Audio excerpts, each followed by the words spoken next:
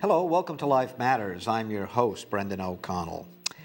While the public brouhaha of embryonic stem cell research has subsided in the media and our American political landscape, the primary issues of when does life begin and whether an embryo is a life or a piece of property still roils the water in controversy. Life at its earliest embryonic stages, whether to achieve pregnancy or to do medical research, evokes many bioethical concerns. Today's show examines several of those concerns. But first, what is bioethics? And with so many categories to choose from, such as organ transplantation, stem cell research, nanotechnology, and medical tourism, just to name a few, is there a framework by which we can evaluate these often complex issues? Well, today's show will examine embryonic human beings who may spend their entire life in the laboratory, either as a cloned embryo used for research or as a genetically modified embryo. What's the difference, and what are the bioethical concerns of this research? Medical research seems to always outpace our society's ability to look at the moral and ethical concerns of such research. Is it time to put the reins on medical research that is deemed unethical? Today's guest is well versed in these subjects, and she'll explain and elucidate why these issues are important, especially when it comes to human dignity. Our guest today has been involved in various roles at Americans United for Life, including president and chairman of the board of directors. She's an attorney by training and an adjunct faculty member at Wheaton College in Illinois, Trinity Law School, and Trinity Graduate School. And in recent times, she was named executive director of the Center for Bioethics and Human Dignity at Trinity International University. Well, welcome, Paige Cunningham. Thank you, Brendan. It's a pleasure to be with you on the program today. Paige, can you please tell me, given our American society today, what is the purpose of the Center of Bioethics and Human Dignity? Well, that's a two-part answer, because we have two basic missions. One is to keep the university community aware of human dignity, because they would really like to shut out the whole notion of dignity in terms of how we think about and respect other human beings. So that's the first part, is that academic piece. But the second part is the really practical side, which is helping people live out what we believe about human beings and human dignity. And I'm thinking in particular the church and helping Christians make wise ethical decisions when it comes to their own health care or medical decisions or participating in a research trial. So it's kind of bridging the gap of both the academy, the academic world, as well as the practical world that each one of us lives in. Uh-huh. Now, what exactly, for our audience, what is bioethics? You know, sometimes people get kind of a mystified look on their face when I say I'm involved in bioethics, so that's a great question. Bio meaning life, human life, and ethics, how we make moral decisions. It's essentially moral decisions about how we care for and regard human life.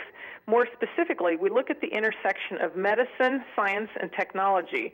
And sometimes that intersection is a collision of values, and that's where you have those tough ethical decisions. It might be those decisions at the bedside as someone is in their last stages of life, but it also includes decisions in the research lab. All these are questions of bioethics. Mm-hmm.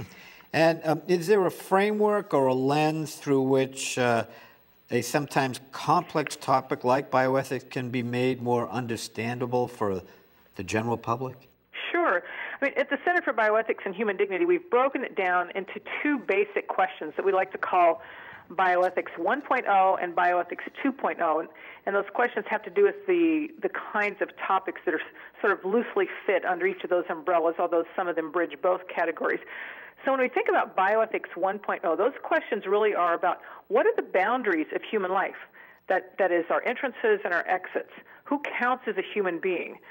Those issues involve things that you've talked about on your program before, issues of abortion, end of life, physician-assisted suicide, withdrawal of treatment. Those are the Bioethics 1.0 questions. Who counts as part of the human family? Who gets protection of the law, of the medical community, of the human community? But the second question is sometimes where the real challenges come in, the real complexities, and that's Bioethics 2.0, and that is how do we, once you've made it into the human family, once you've been accepted and have a seat at the table, how do we live as human beings? And as a Christian, we talk about human beings made in the image of God, but how do we flourish as human beings, and how do we regard our common humanity? So it's not just about our individual selves, but how we live as members of the human race or the human family.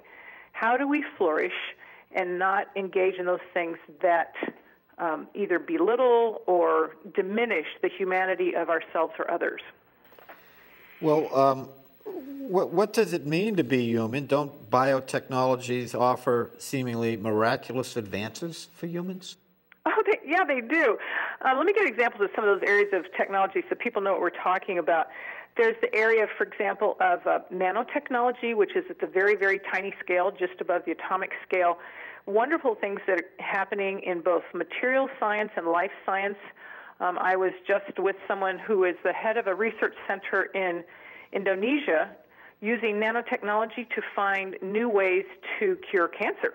So that is seemingly miraculous, and so we celebrate that. I mean, another area is cybernetics and robotics, where we are working to find, well, not me personally, but where the research community is working to develop better prosthetics, hands or arms or legs or feet for people who have lost those through injury or accident or disease.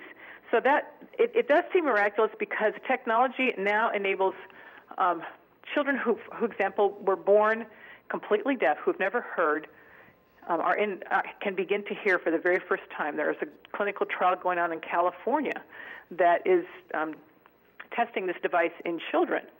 We have people who have spinal cord injuries and cannot walk, and yet through different kinds of treatment, there are whole varieties of research going on, are beginning to take steps again.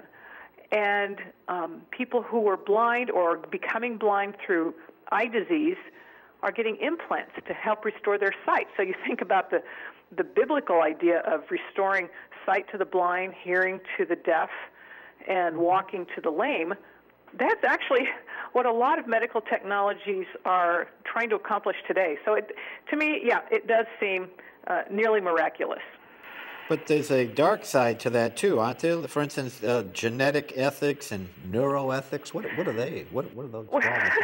Well, unfortunately, yes. And just as a general rule, anytime there is a positive, life-giving technology, there will be those who want to use it for unethical purposes, whether it's just for financial gain or to actually do harm to people. We see that certainly with biological terrorism and trying to create bioweapons. You asked about the area of genetics and genetic ethics, and Brenda, this is a huge area of research. This is kind of where all the next generations of breakthroughs are going to be happening, and they offer a lot of positives, like personalized medicine, where you will take a drug that they know will work for your genetic profile. But let's talk about the dark side, because you mentioned the dark side, and genetic engineering includes the technology for genetic screening or genetic diagnosis, which is to look at the DNA of an individual human being. And we can use those to screen against people who are already born, to maybe, this has happened historically. It's not legal now, but historically it's been used to deny people jobs, to discriminate against children in school and put them in situations where everybody is looking at them as somehow different because they have a different genetic profile. So it has been used to discriminate against people because they might get a certain disease. Not necessarily because they have it, they just have the genetic marker for it or the genetic predisposition. So that's genetic screening, and how is that different from genetic diagnosis? Well, where that becomes really important is when we look at the embryo. I was talking about, genetic screening for adults, but if we talk about embryos, this is usually done in conjunction with in vitro fertilization, where embryos will be screened before they are transferred to the woman's womb in hopes that implantation will be successful. So there are two kinds of genetic testing. The diagnosis is to look to see if that embryo has the genetic marker for a disease that is carried by one or both of the parents. So they might be looking for the marker for cystic fibrosis or Huntington's disease.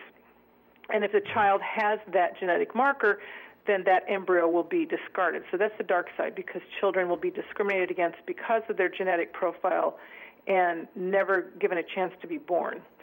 Genetic screening is more recent, and this is looking at the whole genome. Instead of looking for a specific genetic condition or a specific marker, it's more like, well, let's just see what's there. And that could also be used to discriminate against embryos and say, well, we're not going to transfer these. We'll just let them die. One of the many problems with it is that it's not accurate. It is not a diagnosis. It's just screening. It doesn't tell you if that child will ever get the disease. It doesn't tell you at what age it might happen. It might not. It doesn't tell you how severe the disease will be. It might just be quite mild. So you might have an embryo that is rejected, that is discarded because of a chance of heart disease. It also doesn't tell you who that child will be, and it doesn't tell you what the state of medical research will be when that child might contract that disease or exhibit that genetic disease. You look at the advances in medicine, just look at the advances in knee surgery versus 20 years ago, where today it's not quite routine, but it's almost routine, and the successes are so much better. But 20 years ago, somebody might have said, well, if I get a bum knee, that's just it. I'm not going to go through the surgery. It's terrible. So it's always this kind of screening is looking at what we know today and trying to predict what might be the case 5, 10, 15, 20 years from now.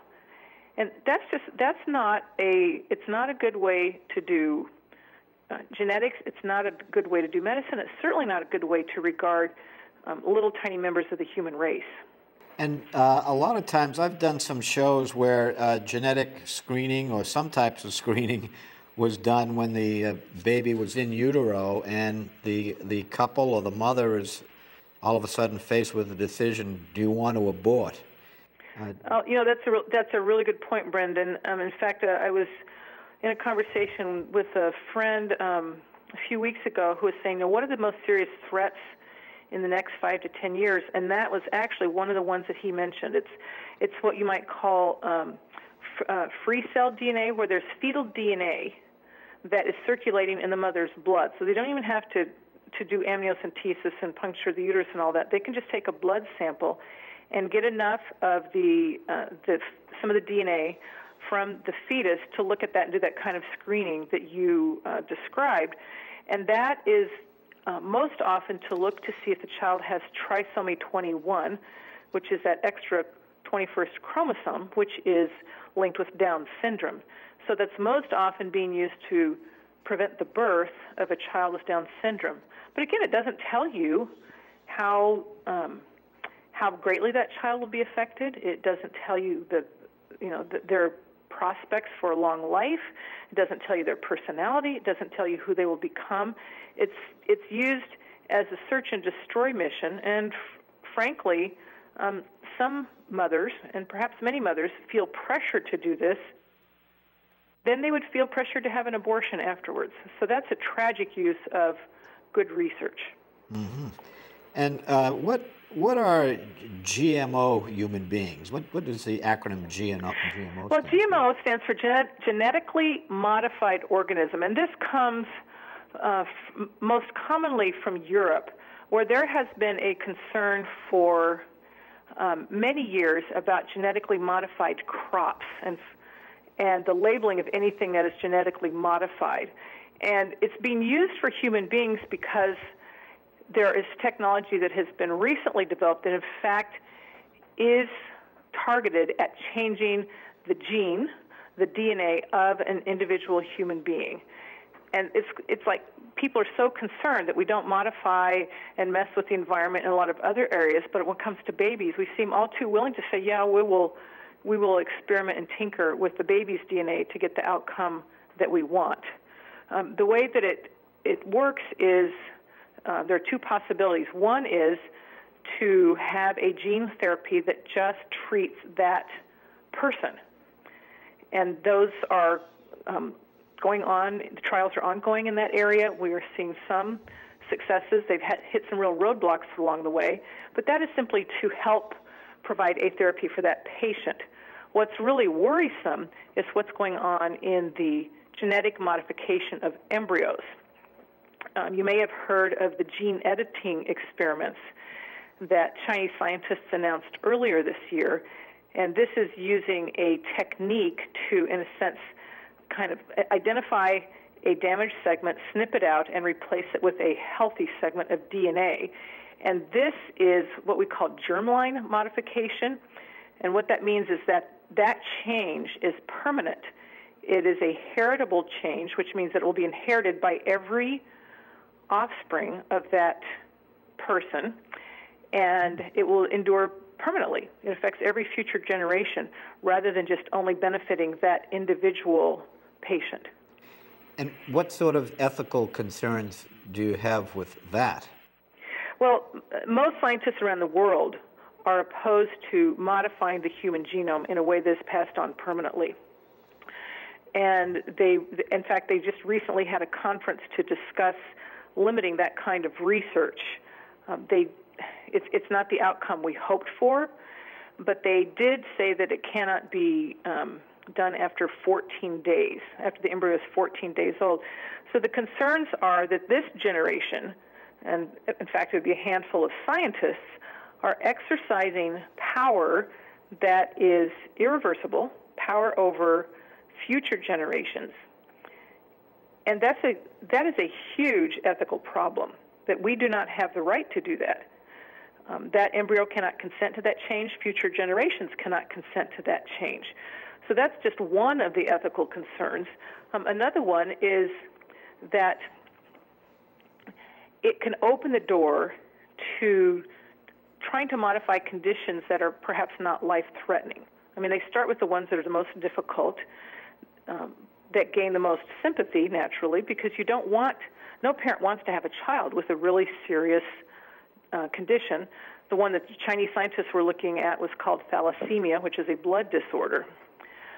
So no parent wants their child to inherit that, but let's just say we fix thalassemia, then what's next? Maybe a disease that's not quite so life-threatening, and you can see that if we can't draw a line of protection in saying none of this kind of manipulation, then it'll be very difficult to hold the line when there's something that is perhaps not so serious, and then eventually it's not just getting rid of negative traits, but it can open the temptation to engineering in positive traits, like I want to increase my child's intelligence, or be sure they have blue eyes, or make sure that they are very tall or very athletic. So that's kind of opening the door to what we call colloquially designer babies. Mm-hmm. Wow.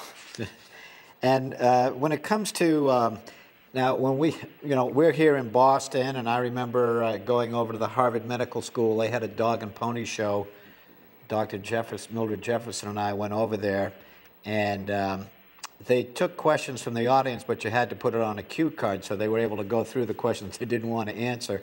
But at that time, they were pushing really hard on embryonic stem cell research, which has proved to be fruitless thus far. Do you find what's going on with both therapeutic cloning, and is that a misnomer, and then reproductive cloning? What is happening out there these days? Well, that's a good question. I mean, embryonic stem cell research is connected to human cloning. It's not the same thing as human cloning. But those who were looking at this early on were warning that eventually it would be linked to cloning, and that's what we're seeing today. So with embryonic stem cell research, the embryo is, they call it disaggregated, or it's basically separated, which means the embryo dies, in order to get its stem cells, which can then be nurtured into forming any one of the tissues of the human body. And that's seen as just a tremendous resource for targeting different kinds of disease or different kinds of research. Well, the embryos that they have been using tend to come from IVF clinics. They're so-called leftover embryos. When a couple is going through IVF, often they produce many more embryos than will be transferred, and those embryos are frozen, at some point the couple has to make a decision on what to do with them, and some of them decide to donate them for research. Well, scientists initially were claiming that they would be satisfied with that, but guess what? Those embryos only represent a small percentage of the population. They don't have all the genetic diversity of the human population. And so then the pressure is, well, we need embryos of a greater variety to do better research. And then the next step, which is where it then gets linked to human cloning, is wouldn't it be better if we could create a therapy that perfectly matches the patient's own tissue? Because one of the problems with using tissue from another human being is tissue rejection. We see this with organ transplantation and the patient having to take anti-rejection drugs for the rest of their life. Well, if you could create an organ or tissue or blood or bone marrow from the patient's own body, then wouldn't that be great? Well, one of the ways that they want to do that is to take the cells from the patient, and you take out the nucleus and transfer it into an embryo to create the new embryonic stem cell lines that perfectly match the patient. And that's a cloning process. They may call it somatic cell nuclear transfer or mitochondrial replacement or nuclear replacement, anything to disguise that it's actually human cloning, because what you're doing is creating an embryo that is a clone of the patient to get at those stem cells, then to develop a treatment for the patient. Mm-hmm. And my understanding is that they've failed thus far in doing that, particularly with a lot of the rejection of teratomas and things of that nature. Have they made advances? That's been a problem with a lot of embryo stem cell research, is that it doesn't respond as well as what we call adult stem cell research, which in fact can be done quite ethically. Mm-hmm. So you're right, there are many problems with using embryonic stem cell research. For many years, there were no successes. Now there are a few successes in trials involving human beings. So we don't know that barrier is going to hold permanently. But what I think is very interesting is that the reporters don't seem to be quite as interested in the frequent successes using adult stem cells, which are basically stem cells that come from the human body, and including the umbilical cord or placental tissue. Any cells that are taken out that don't actually involve the death of a human being. Mm-hmm. So those are they are accessible. It's not super easy, but it is very regularly done in the laboratory. There's a second way to get these stem cells. It's called iPSCs for short, or induced pluripotent stem cells. Mm-hmm. And this is taking an adult stem cell, so a stem cell from a human body, and using one of several processes to basically rewind the clock on the cell, to rewind it back to its early embryonic state, or what they call a pluripotent state. They have really improved the techniques with that, and having huge successes with that kind of research. Well, one of the, I thought, death knells to embryonic stem cell research was Dr. Thompson from the University of Wisconsin getting out of embryonic stem cell research.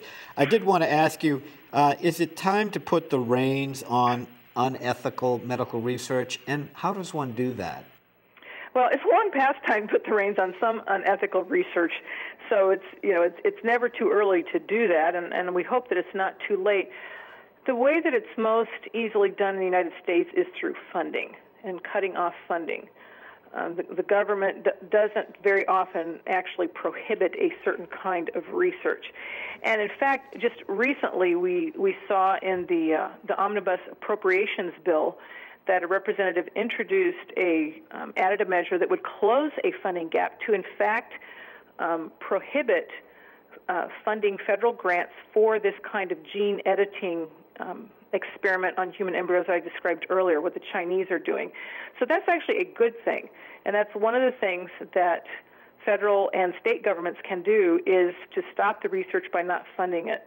There are very few universities or private institutions that have the kind of funds, the kind of deep pockets to fund this kind of research. So they usually look to the government, either federal or state taxpayer dollars. And finally, my last question is medical tourism. Why is this growing by leaps and bounds? What is it? Oh my goodness, this is a whole different area. Getting out of the research lab into areas where people may be considering this for themselves. Medical tourism is essentially going outside the United States to get medical care, usually some kind of surgery, because it is done a lot more cheaply, and frankly, it's done relatively safely.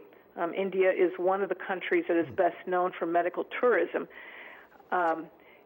In and of itself, it may not seem to be ethically problematic because you're saving money, but in fact, medical tourism can be diverting resources in the host country away from just basic health care for the very poor people in the country.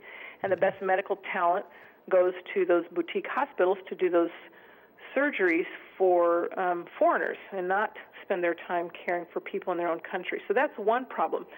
Another problem is that certain kinds of medical procedures invite exploitation, and the most well-known would be kidney transplantation. So let's say somebody goes overseas for a kidney transplant. They may not even ask where that kidney comes from. You know, the doctor may just say, well, we can get one for you from a donor. Somebody in India may be selling their kidney, but oftentimes they don't get the money that was promised. If they are injured, they don't get follow-up medical care, and they may end up worse off than when they started because they're not able to return to work.